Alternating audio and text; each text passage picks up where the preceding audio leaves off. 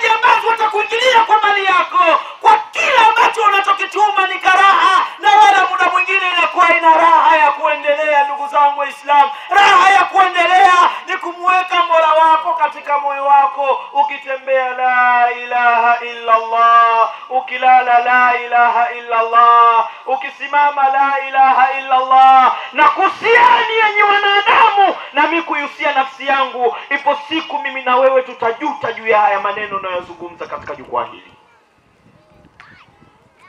Ndugu zangu Waislamu, tuwe watumwa kwa ajili ya Mungu na Mtume. Fanyeni mambo kwa ajili ya Mungu na Mtume. Fanyeni mambo kwa ajili ya dini yenu. Kuweni na imani na Mola wenu. Dunia si sehemu sahihi ya mwanadamu kuishi. Usitengeneze dunia ukasahau akhera yako. Wangapi walikuwepo waliojenga ardhi hii mliokaa nyinyi miaka 10 iliyopita haikuwa hivi, na tayari wapo katika makaburi yao? Ni wangapi katika watu waliokuwepo katika mgongo wake?